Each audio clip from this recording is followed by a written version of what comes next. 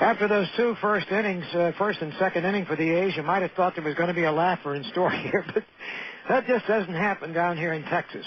Callaway gave up a single to Eric Burns to start the ball game, but Kelty hit into a double play, and then Callaway started greasing the skids for himself. He walked Chavez on 4 pitches, and Jermaine Dye came up and worked the count to ball 3 and strike 2. 3-2 now with 2 out. Chavez on the move.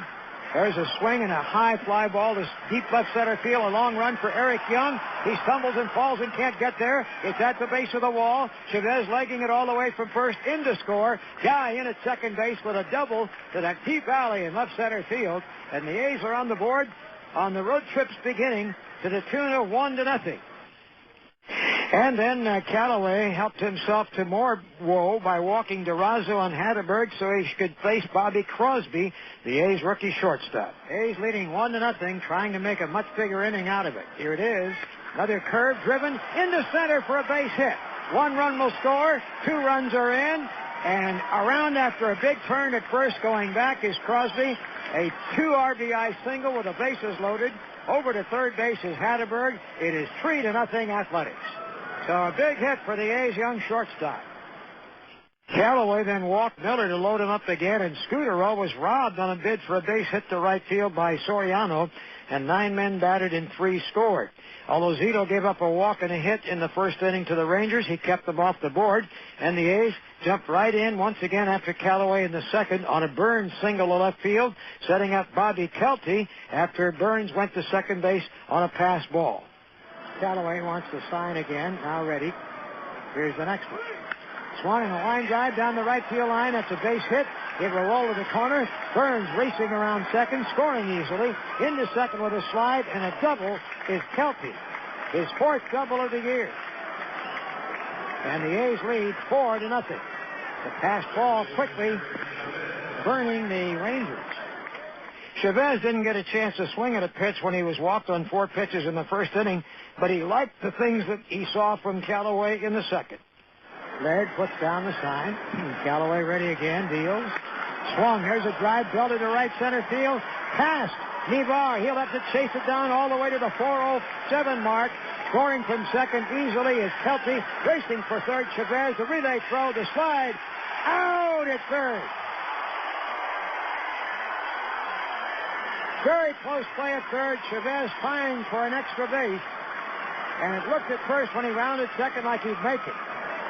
But the throw was there on the money. The throw by Soriano from shallow right field. But there was still more woe in store for Callaway before his evening ended, administered by Jermaine Dye. Here's the line of the pitch. Dye belts one to left. Way back, and that is long gone immediately. A home run deep in the bleachers and left for Jermaine Dye on a 3-2 pitch. And the Athletics have made a shambles of Callaway's first start of 2004. And that brings Buck Showalter out of the dugout at a rapid pace, and it brings the evening to an end for Mickey Callaway after facing 13 hitters and trailing by a score of 6-0. Joaquin Benoit came on and finished out the inning with no further damage. Eric Young in the bottom of the second bunted his way aboard, but with 2 out was at second base, and it looked as if Zito was going to get out of this one because he had the youngster Nevar at the plate, whom he had struck out twice looking at curveballs in the game last Wednesday at Oakland. But Nevar is a pretty competitive kid. Miller ready to set the target. Here's the pitch. Swung in line over Scutaro, right field.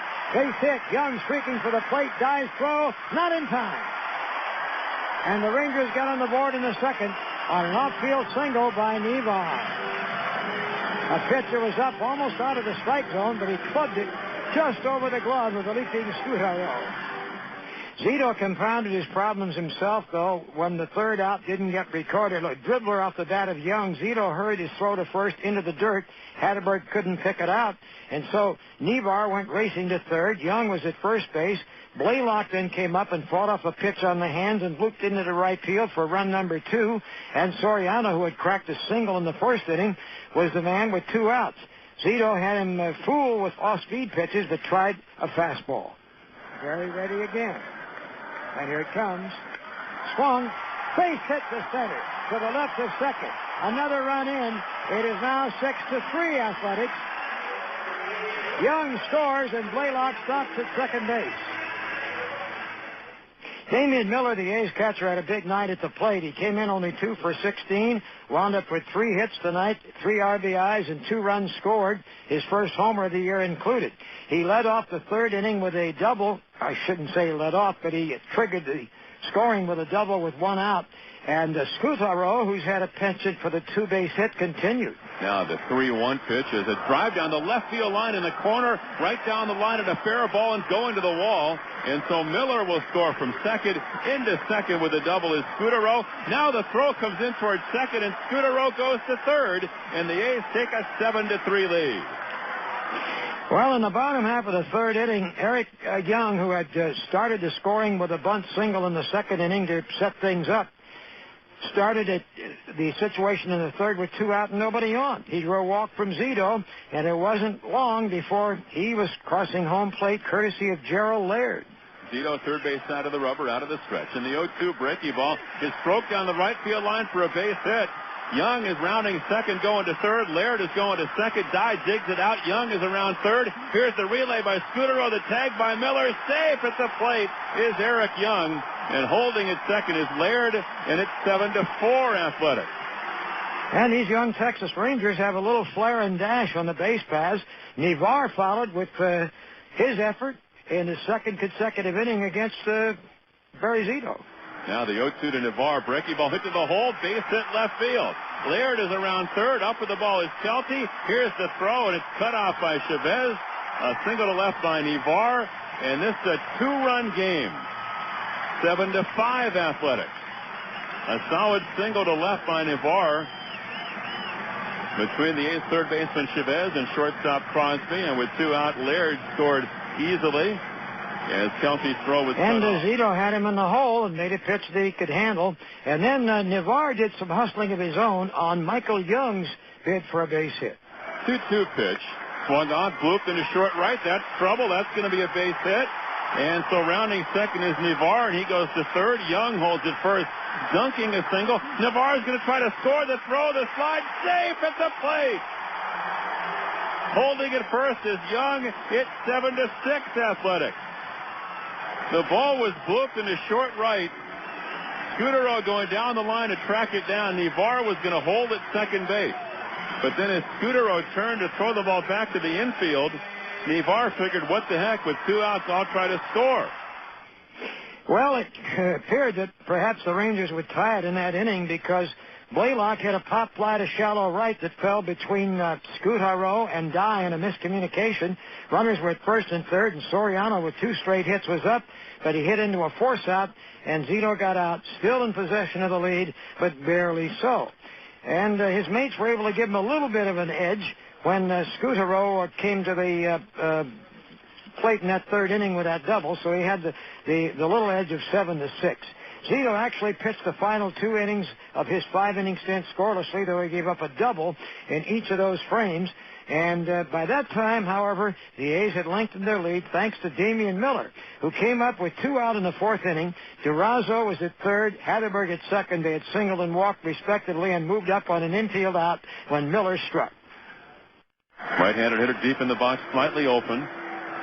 And Benoit's 0-1 delivery is ripped to left field deep. Young going back. He's going to watch, and it is gone. Damian Miller's first home run as an Athletic and his first 3 RBIs. And the A's take a 10-6 lead.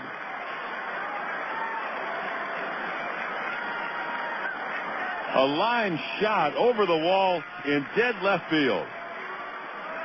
10-6 A's in the 4th.